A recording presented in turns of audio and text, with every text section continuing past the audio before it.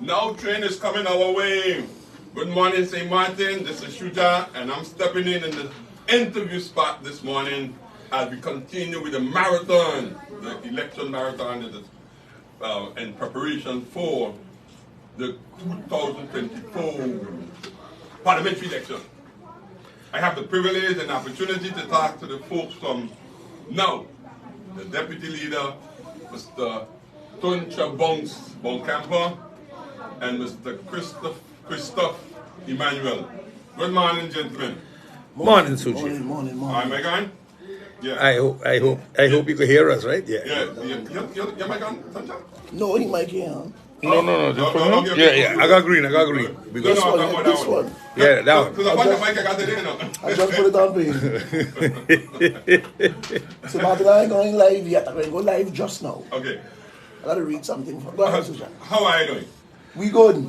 We are on the last leg of the campaign. Yes, the now is here. The now is there. That's right. This is the last leg of the campaign. You guys have been through 6 weeks. It's 6 weeks, right? Yeah. But I think what we did is, in respect for the Christmas season, we opted to go after the season with our public meetings. Oh. And we had 5 public meetings back to back. Last night we closed off with a bang in St. Peter's. I know my leader, his voice really going now, so a lot of lime juice going down. How was it, Christopher? You lead. This is not the first time you're doing campaigning. No, it's not. But it's the first time you've been a campaigner in a leading position. Yes, and it is totally different. It's way different than just campaigning for yourself, because you find yourself in a position where everything is on your shoulders. Okay. You have to manage everything. Yes, you have a board, but even the board itself refers to you in terms of how do you see this and how should this be done. And I have encouraged the board to take the lead. Yeah. You do the board stuff.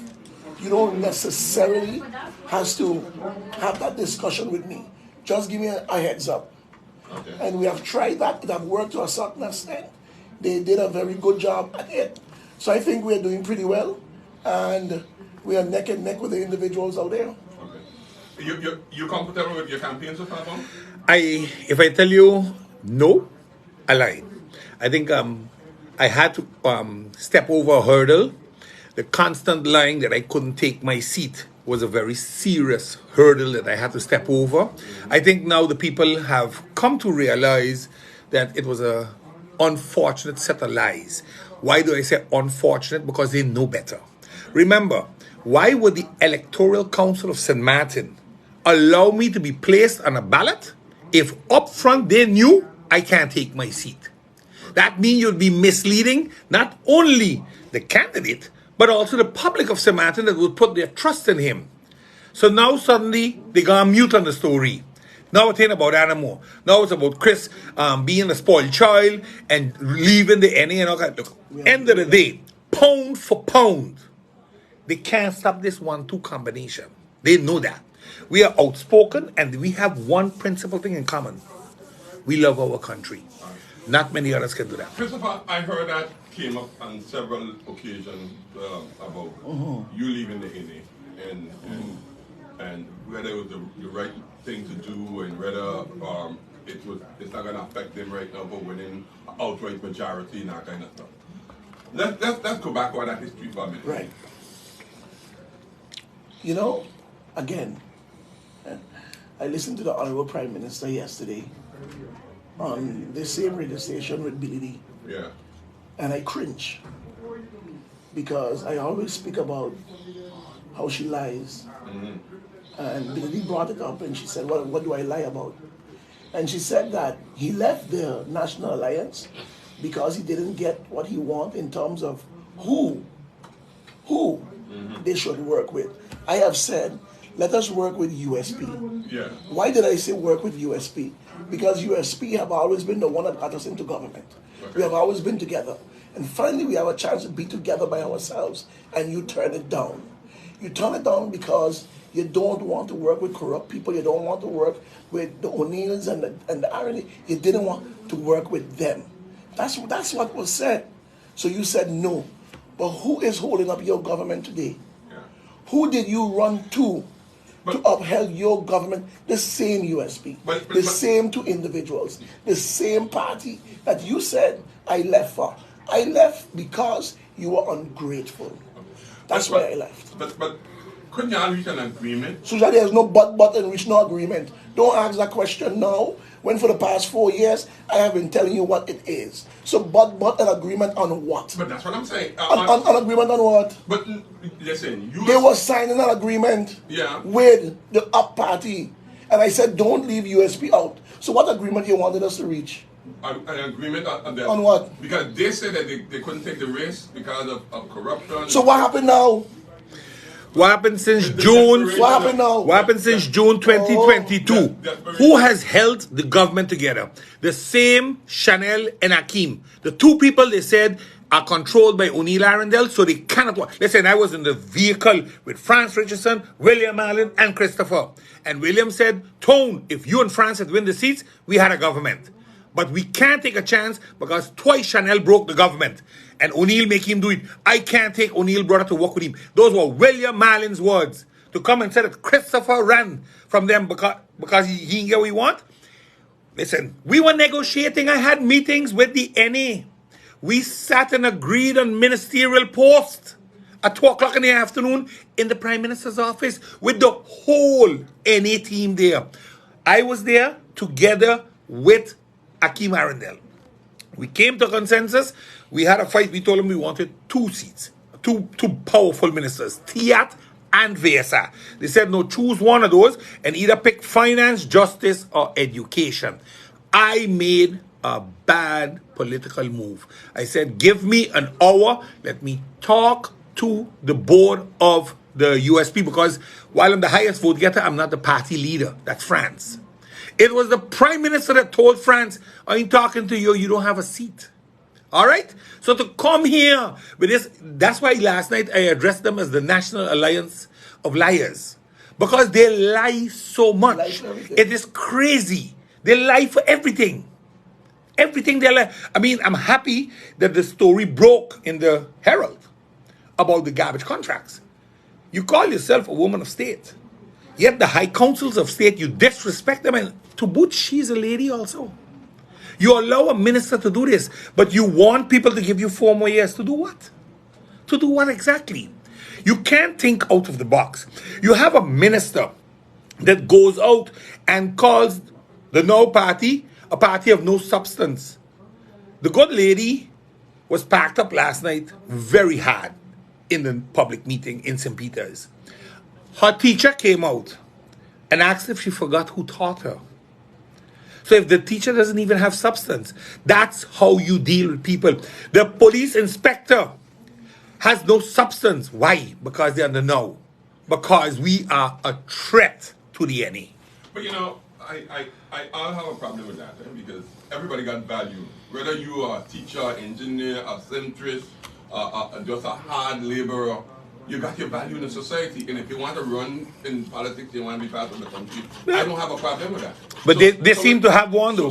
But when you start saying that this one qualifies, this one disqualifies, I totally disagree with that. You know, every function, when you apply for a function, you got to hand in your CV. You have to hand in your resume. And it seems that for the National Alliance, unless you have been in a privileged position, you shouldn't hand in your resume. You know what the funny thing with that, Suja? What is that? And I'll tell you how my feelings for that question you asked, eh? But we'll deal with it after. But you know what is funny about that? The same identical thing that the National Alliance have taught the people of St. Martin, that the Democratic Party was bad about. The Democratic Party was bad because they would do this. The Democratic Party was bad because they did that. Kadwati was doing this. Sarah was doing that. It's a bad party. You are doing the same identical thing today. You are firing local people. You are chastising people. You don't call meetings when they are requested. The people don't have a right to know. You hold back documents. You taught us, Alliance, that the Democratic Party was a bad party. They got the biggest billboards. They got the this, they got that. You taught us that.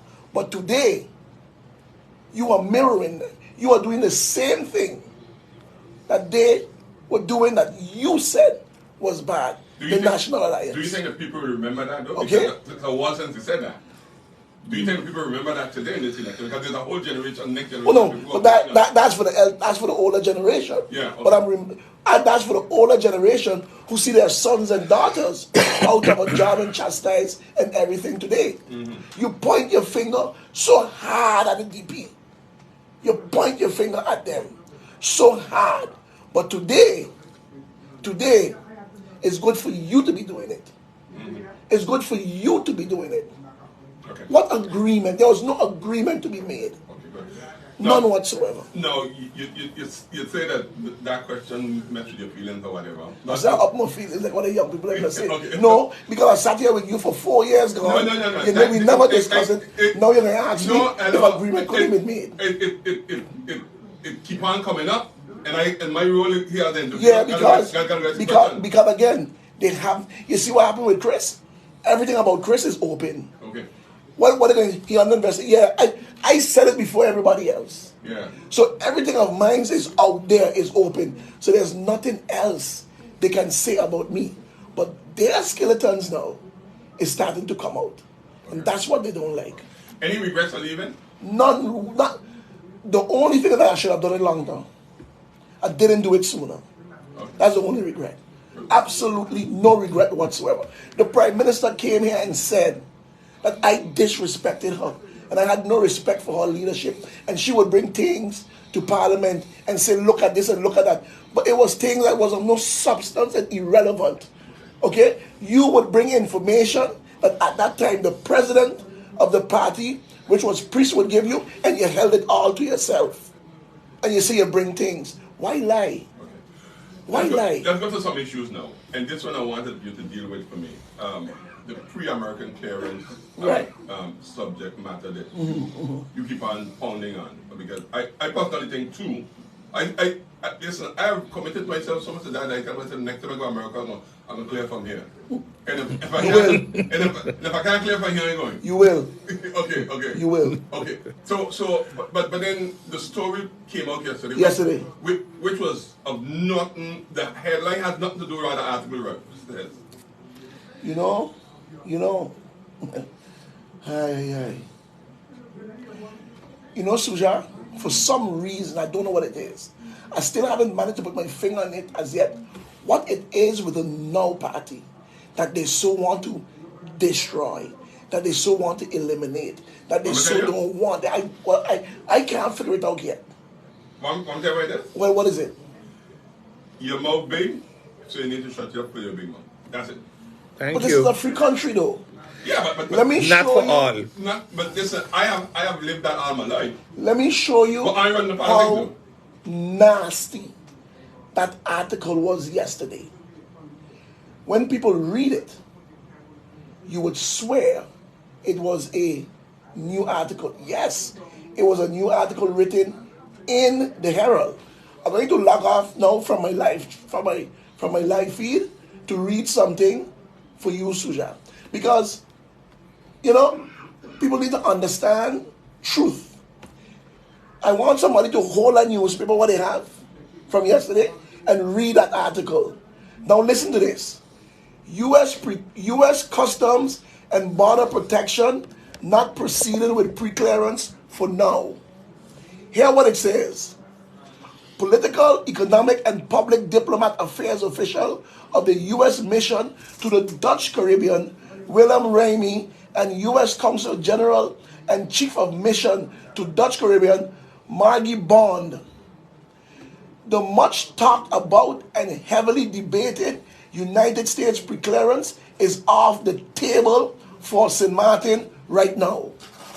U.S. Consul General and Chief of Mission to the Dutch Caribbean, Margie Bond, told the Daily Herald in an exclusive interview in St. Martin on Thursday that the U.S. Customs and Border Protection, CBP, will not be proceeding with preclearance with the country for now, but indicated that this does not mean that it won't be possible in the future. The pause in preclearance is based on the U.S. CBP's budgetary constraints coupled with current national security priorities. Sujan, that article was written in 2022. Okay. In 2022 by Judy Fitzpatrick. So you know what happened yesterday? Christopher now said to change the economics of this country, to build it back, to bring you money, dollarize, secede from the central bank, and pre-clearance. Pre-clearance now has become a buzz. Everybody's talking about it. Listen, shut him down. So you come now and you write a fake story and say you talk to the woman, you call her as if that discussion was just the other day. No, it's the same article you took from 2022 and reposted back yesterday. Yeah. Why are you doing that? Because sleazy journalism. No. Why? You have to realize, Christopher. Why? The objective of one is not the objective of the other. The objective of one, in this case, of the Herald, is not the same objective of you and your government. And I know those kind of things. Journalism is what you put out there, the title that you put out there. The person who heard the article, who heard the headline, they don't hear the headline, they hear nothing. That's one of the big problems we have here. We don't read. We just go off on a story that somebody tell us, but because we had a headline that said pre-clearance off the table, then they use that. Because who has been pushing that agenda? Pre-clearance off the table? The Prime Minister. The Prime Minister. The Prime Minister. So now suddenly when you see these articles pop up 2 days before election, ask yourself the question, what was the reason for the article? I spoke to the woman. Look, you see Grisha was just here? Yeah. Grisha was next to me. I personally spoke to the woman, the same Maggie Brown. I personally spoke to her in Statia for Statia Day. And her words were, it is up to the government of St. Martin to take up the ball. She said because, and these were her words in specific, it is in the best interest of America to have U.S. preclearance in St. Martin. Those were her words. And Station Day was not too long ago. Those were her words. No, it's to put it in context, Sujan. That's why I said Station Day was just around the corner there. I understand. Okay. I understand journalism. Yeah. Those were her words. If there's anything I did a posting was journalism, yeah. so I understand journalism. And I used to run a newspaper, so I know exactly you see? what you want when you want to write a text and when you want to send a message. They figure out Chrissy and do the research. Because I'm saying to myself, I know the woman told me this. I know. So I went back and checked. I tell my people, check it. Here comes the whole article from 2022. Same identical words. But listen, the point is though, well, did the people get it? Did they get the message that you are trying to send now? Because no, you were sending a message that would maybe galvanize your campaign, help you to gain. Oh, but it hasn't damaged the campaign, you know. You don't think so? No, not one bit. Okay. It hasn't damaged the campaign. Okay. Because it remains the same for me, you know. Dollarize the economy, secede from the central bank, and preclearance. It remains the same. Let's talk about the dollarization. Where did you what's your conclusion? Where did your party, both of you could answer this, why did your party conclude that dollarization is the best thing for us? Here you have the central bank that is talking about a new currency. A new currency for St. Martin and Curacao. A new currency that's going to cost St. Martin and Curacao between 15 and 20 million guilders for a new currency. And when you ask the question, what's the additional benefit to St. Martin? Did St. Martin have a say in it? What do you think about the people? Absolutely not. No. We are saying it is of no benefit to us. Okay. We are saying that. But then they're going to say, well, let's keep the guild we got already. But that's of no benefit to us either. But they went further because they said the guild from today, because of security reasons, they had to change it. But we are saying different. We are saying, listen, our economy turns on the dollar. Yeah. It doesn't turn on the guilder. Yeah. The onlyest added value the guilder ever had for us was that we would get 1% foreign exchange tax, about 25 to 27 million guilders a year. We are saying if we dollarize, we will automatically lose that 1%. So we're going to create a new taxation to ensure we get back money. Because the banks don't care. The banks don't care. Before you move on, what's that new taxation you're creating? A transaction tax. There's 11 billion moving through the banking system. So give me a 0.5% on the transactions. And then I am talking about 50 to 60 million a year. Transaction, you mean transaction that happen between, say, and foreign countries? Everywhere. Any transaction you make with foreign currency, but because we are now dollarizing, it means that anytime you use the dollar, you're going to pay transaction tax. Now, it goes further. It goes further than just you're making some money. It creates a new base of doing business. Remember, you hear them talk about the BRICS. The BRICS is a fight for the US dollar's position on oil, not on value. The euro and the dollar, they always fluctuate between 95 cents to $1.10. In between there for the past 20-something years. You think BRICS is going to mash up the Eurozone? You think BRICS is going to mash up the US dollar? No, they are not. They are just finding another way to be able to pay for oil.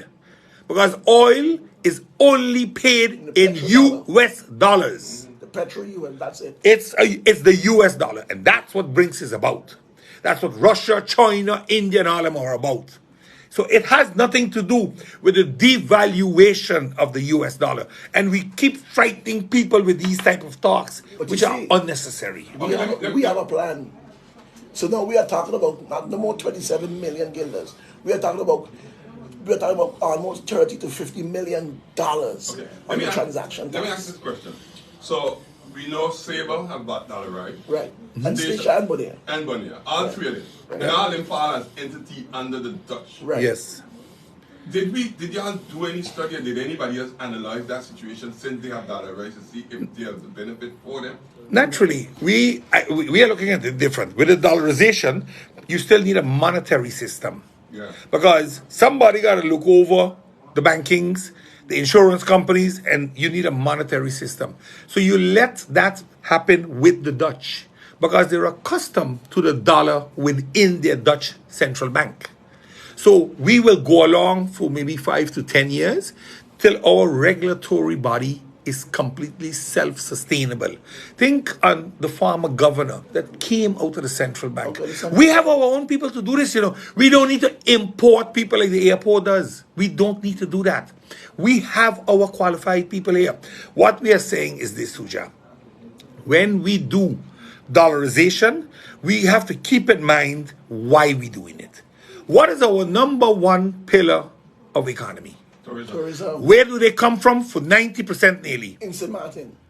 From America. From America, yeah. So the dollar has led this economy for the past 50 years, and I don't see it changing for the next 20. Why must we pay 50 so million guilders why bring a new coin that can only be used in St. Martin and Curacao?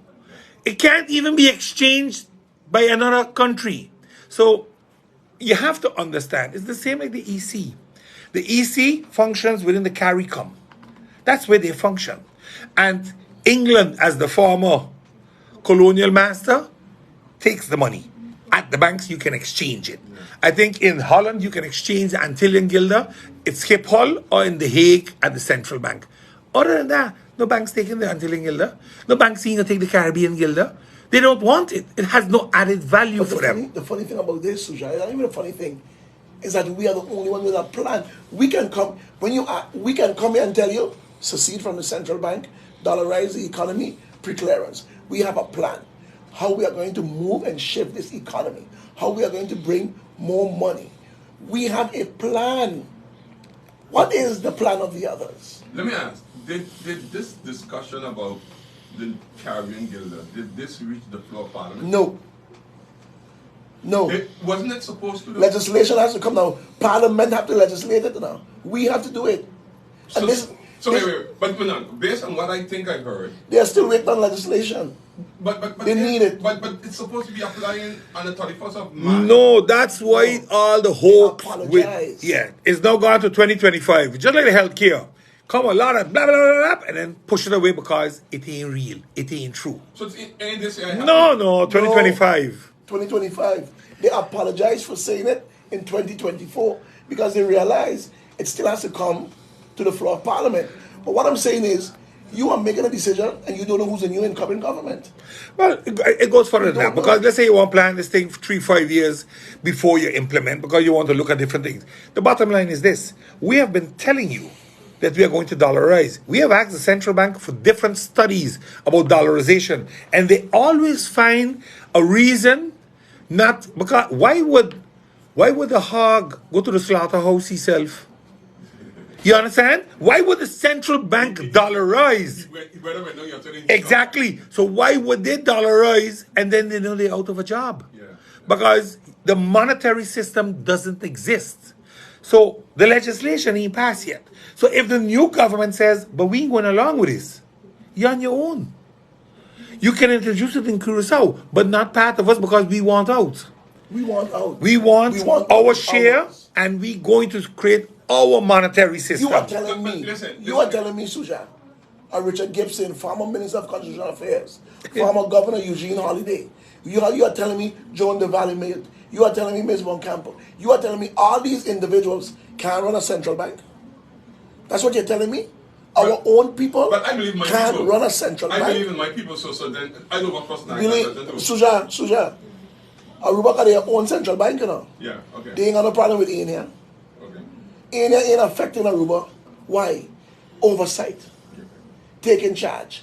We have a central bank that have drawn us into debt and more debt on the backs of our people. And the Minister of Finance and the government sits down and goes along with everything. Okay, guys, listen. To me, this issue is a national issue. It's not just a campaign issue.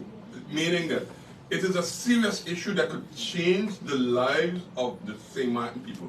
Both sides of For the better. Yeah, for the better. And I can agree with that. For the better.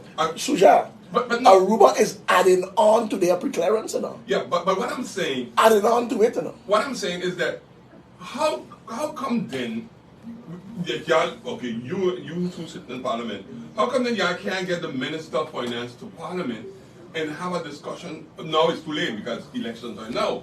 But how come you couldn't get the Minister of Finance and on the floor of Parliament to listen, brother? Yeah, I discussed the Guild business there, Caribbean Guild business there.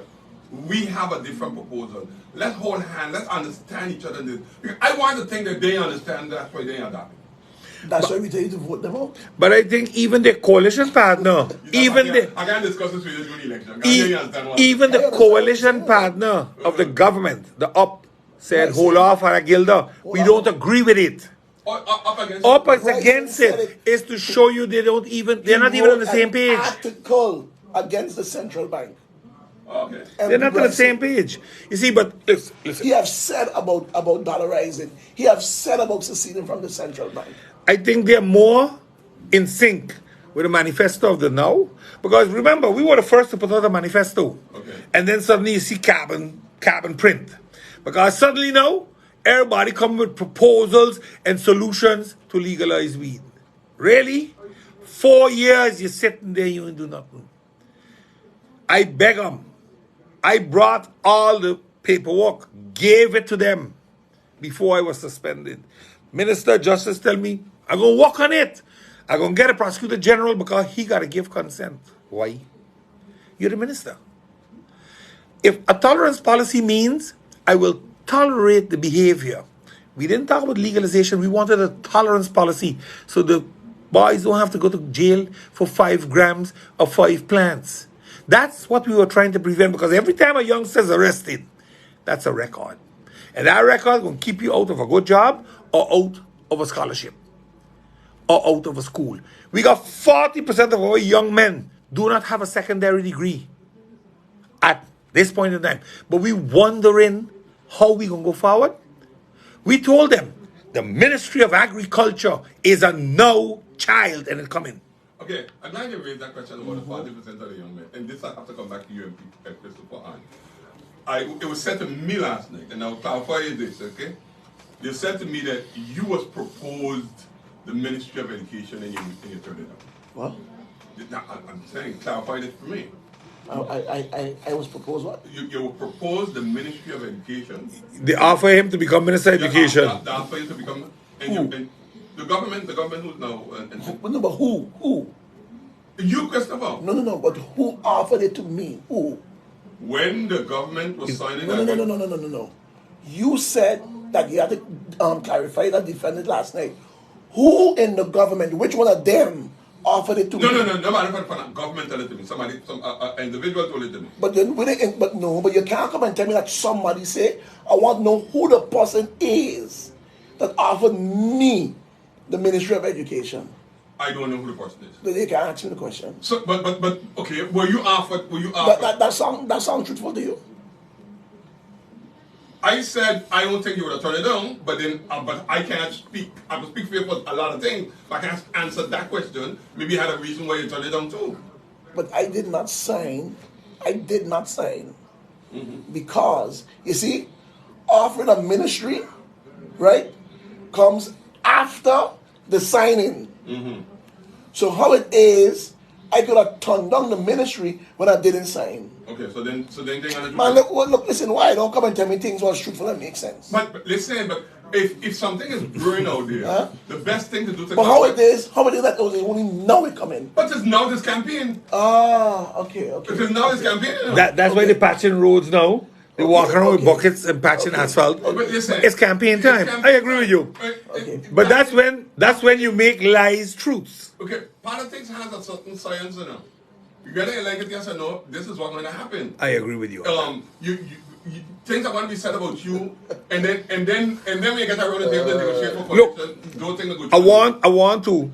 I'm happy you said that. Things are going to be said about you, like how things are being said about the Now Party. A lot of people saying bye, Boncampo. You're not every time. The person that Christopher, you answer the question now. You know. Okay, well, let me answer the question. So then, if that is the case, it had to be offered by leadership. Yeah. By either the prime minister or it had to be offered by the board or something. It had to be offered to me by any one of that. No. Okay. Absolutely not. It was never offered to me by the board. It was never offered to me by leadership. Okay. So send the person in the axial. I hope they're listening. And tell them I said, no, never it was offered. Never. You know, Suja, it's sad that, and I understand, campaign is campaign. I've been around campaigns for over 30 years. Yeah. I've seen them all. Red Machine, Up, USB. No, I've seen the campaigns. What I am baffled with, though, is the way we lie about things. I understand politics, and I understand tell a lie long enough, and people are going to believe it as a truth. Yes, I agree. But you know the problem be? You destroy your country in the process. And you destroy people with all the people that would have a good thing for their country, stay away from this septic tank called politics, because that's what it is. I've been around politics, and I remember sitting in a negotiation meeting at one time, right? Left the negotiation and hear people who was not part of the negotiation tell me what happened in the negotiation. Okay. Yes, sir, sure. Suja. You know how much people have put on their phone at the table and it looked like it's off and everybody hearing? They used to do that in Executive Council. I've listened to the Prime Minister on this program say she's a woman of state. Which state? Which state? Which state? Because you can only be a woman of state if the state is sovereign enough. Which state are you talking about? Which one? She prepared to make it sovereign. No, but which state are you a woman of state? She prepared. Okay. And then when you go to these meetings, she's preparing what? When you go to these meetings and you go here and there, you meet with these people. You're such a woman of state that you drag down, you post up a poster with you and the president of the collectivity, and you have to drag it down. Why? Since you're so a woman of a state, why didn't you stand by the position? But you didn't get permission to do it. You were not allowed to do it because it was damaging the geopolitical relationship between both sides. You lied to the people of St. Martin that you had that collaboration. That's why you had to drag the poster down. Let's get real, Suja. Let's get real with the thing that she's saying. She came here on this program and she said the document from Mikey Hyman was a confidential document. Billy, The document was booked in to the government building. It was booked into the parliament building. Booked in. No confidentiality on it. They hid the document. They hid the document. You know, I never understood that story. Okay? Well, now, give me a reason why you would be in favor of firing a St. Martin. Why? I don't understand. I had never understood the story. No, but I got it. I got Prime Minister. It was said yesterday that Yeah. you raised it up in the floor parliament. Because it's a public document. Yeah, but then they that was said booked that lead into him getting fired. Because Why? Why? That's what said. That's Why? what said. Let me tell you something. The Prime Minister could say what she wants. And when I tell you she doesn't lie, the woman doesn't lie. She can say what she wants. I challenge her to say it is not true. She ordered the firing of Mikey Hyman. And if she wants to go in details with it, I will go in details with it. But because I gave people my word that I will not call names, because I know they're going to get fired, is why I can't say what I want to say. She is lying to the public. She ordered the firing of Mikey Hyman, Okay. the Prime Minister. But Ask her when she come here in the afternoon. Ask her, whoever's interviewing her, if they didn't carry her lottery farm and give her the document and spoke to her. Ask her the question. okay. Ask it to her. Okay. Ask it if it was booked in. Ask it to her. It was also booked into Parliament. Booked into Parliament for the members of Parliament to get it, to receive it. And it was hidden from us. What confidentiality? What confidence it was? It wasn't booked in that way. Lies, lies, and more lies. But that one I never understood it, and I'll probably never understand it, that you could be in favor of firing a St. Martin person. Well, they are standing by. 20 gone at the airport already, another 30 going at tail end, and they're standing there as government, as shareholders. I ain't talking about shareholder rep. Shareholders they are. They own those companies. Those assets belong to the people of St. Martin. The people working there, working for the people of St. Martin. And this government has stood by and allowed Brian Mingo and his cronies down there to slaughter over 20 people. Because those people had families. 20 people get fired out here. More than 20. When you add up everything, I think the last victim was the street prime minister, he calls himself. I think they even sacked Koto. If I understood correct, even he was sacked now. That's to show you they don't care. They go at all risk, all costs. So where those 20 people are, why aren't they public in coming forward? Because they are fighting court cases. And their lawyers will tell them, don't talk about the case. Don't touch the case. And I agree with them, because when I was fighting my court case, I didn't talk in public. I spoke after the fact. Why? Because you don't want to influence the case negatively. And I don't believe in a trial by public. I believe in a trial by courts. You know, and we love trial by public, so we come out and we throw out a lot of things. But this is, we passed a stage of understanding and comprehension. Look, you can have one or two bad apples in a company, get rid of them. Mm-hmm. But when you start to terminate everything at the top, and you're not replacing them with locals, because where's the CFO counterpart for the airport? This is done. It's another Dutchman there. Who's the commercial director? Another Dutchman. Who replaced the function of Mikey Hyman? Another Dutchman. There are no locals at the top. There are none. Don't let nobody fool you. And now suddenly, there's a whole movement in TLM that they got to digitalize the company, which I understand. I understand. You got to move forward. You got to go along with the way things are. But you're going to tell me you're going to send him a man at 55? You're going to send him a woman at 55? Do you know what that means for that human being? Because they ain't getting no work any place. They are too old, and they, in the sense of they become too expensive, they're medical, etc., etc. So these people go home at 55. Who's covering them medically? Because they don't qualify for SZV. Because of their age. Remember, SZV only picks you up at 60 or 65. But they're going home at 55. So is TLM going to pay for the next 5 years private insurance? See, these are the things that people need to understand. Look, I believe that a company is there to survive. But you cannot destroy the working population in the process. I agree with that. I agree with that. I got a serious problem. I come out of the union world with that. I have a serious problem with that. I agree with that. I agree with that. I don't believe in people getting fired. But I'm a unionist, so I don't believe in people getting fired. Fire to me is the worst thing that can happen to you. You got family that you're taking care of. You're the head of your family. You got to go and tell your mother, your wife. I mean, look what's happening at the police force of St. Martin right now. What, 9, 10 people left. Again. Listen, we hardly could keep our heads above water to keep the safety of this country in check. What just happened in January here? You can remember we used to have cars that would handle the accidents. When there were no fatalities or people hurt, cars would come down, deal with it. The biggest insurance company pulled out. So 90% of the business gone. Will that company survive? I doubt it sincerely. Or they'll have to downsize because now the police got to go and deal with the accidents. Even a fender bender, the police gonna have to go. There's no more cars. But why would cars pull out though? The cars, the insurance company stopped the contract. Oh, okay. Because remember, check your number plate or check your insurance, you always pay, I think it's 23 or 33 guilders, and it says car services. So that's now gone.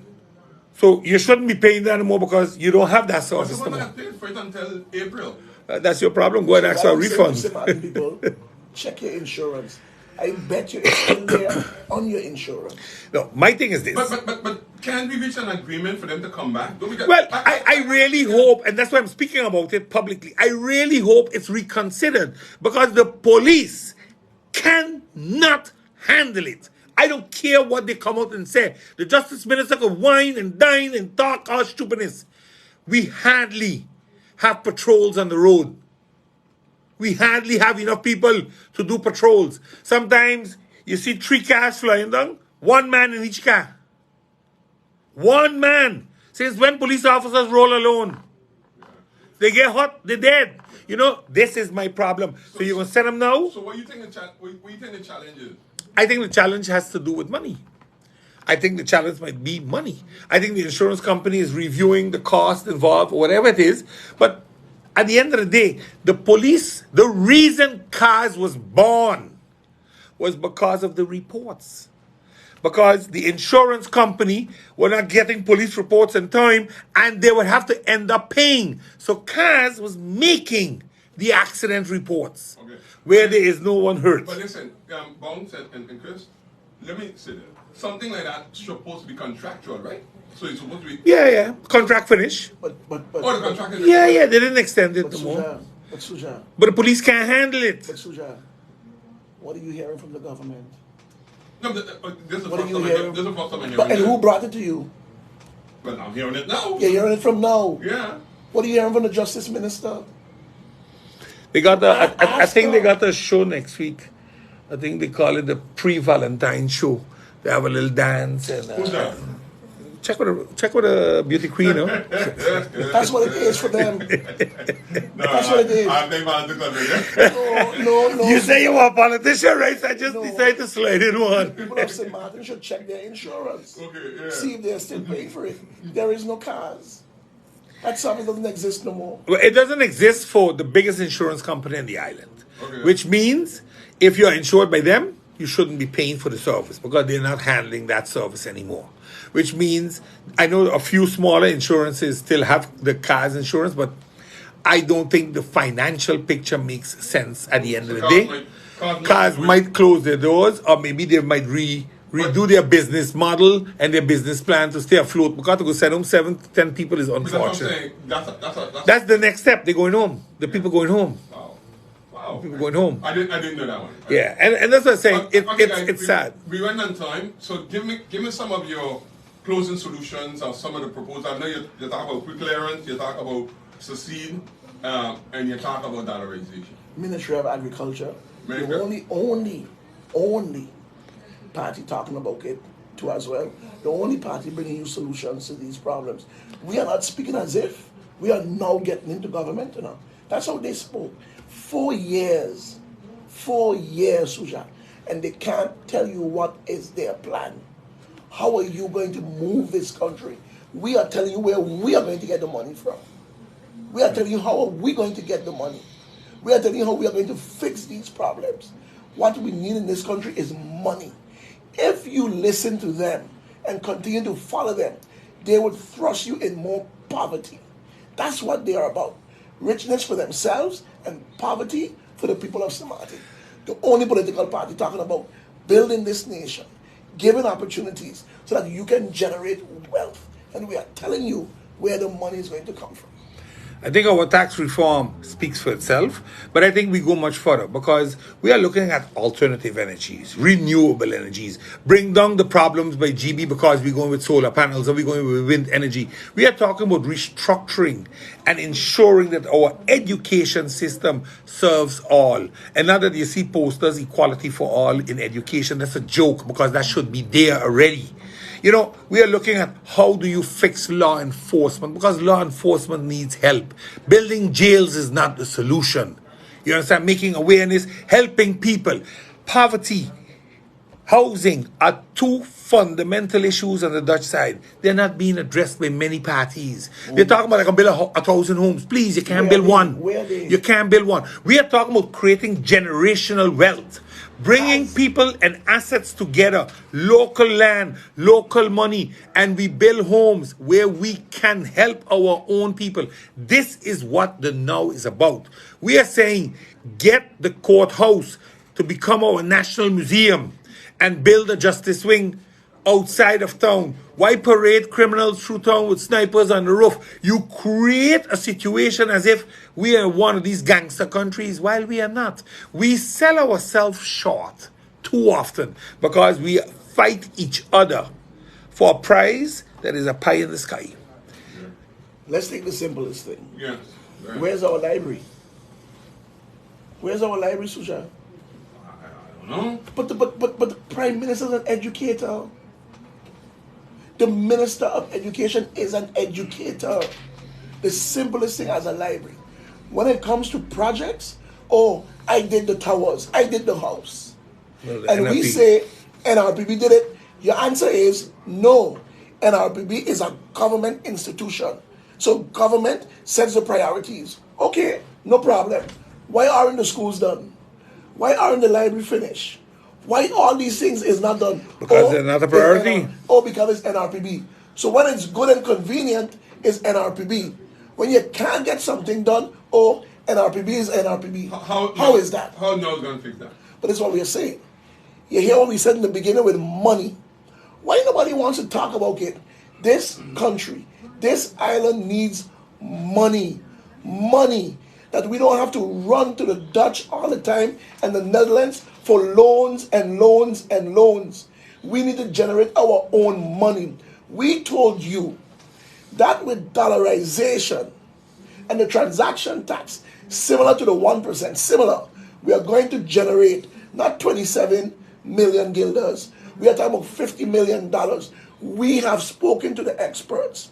We went and we spoke to individuals in the field, in the bank, and they told us it can work. Right now, the bank is what makes all the money on every transaction. Yeah. Not only that, the government makes nothing. They create service fees. They create service fees, and this government makes nothing. What we need is money. The country needs money. And with this money, this additional money, we can build our own library. We can deal with the fuel clause. We can bring waste to energy. We have sat on waste to energy for the past 7 years. Sat on it. We brought the proposal for waste to energy. The both of us right here with the MOU signed off and everything in the Council of Ministers. The only thing lacking was the power purchase agreement. The same individuals are ready to remediate, move the dump, build the waste to energy. You have an alternative to GEBE. That's a plan. That's a fact. We can speak it. We can talk it. What the Prime Minister say? She's heavy on waste to energy. What are you on? What have they done the past 4 years on waste to energy? What have you done? Absolutely nothing. You know who did something? NRPB. But we can't pay it. Costs $120 million. What have you done? Guys, this is your last chance to campaign here by us because after today, we're done on the last minute. Tell us why we should vote for no. We have been doing that for the past 4 years, telling you why to vote for now, but now didn't exist. But what I'm saying to you, we are the only political party that have a plan. I have a plan. And I want to say this, though. I want to say this to police officers. Give us a chance. Don't leave yet. Don't go yet. We will fix your issues. Okay. We will solve these issues. Tell them, workers, we are going to solve this issue. Okay? GEBE, I remember the president of the collectivity tell the people of St. Martin and those who was owed money, you vote for us, are going to fix it. Are going to fix it. For me, it's simple. The people of St. Martin need a change. That change is now. We are for the people. We didn't ask nobody for nothing. We didn't pay people to put on T-shirts and motorcades and meet and greets. We kept meetings and we sold our story. We sold our manifesto, the one that we put out first, and the rest carbon copied. I think the Now Party is the party for the people, by the people. All right. Thank you guys very much. Thank you very much. Take care, peace. And best of luck.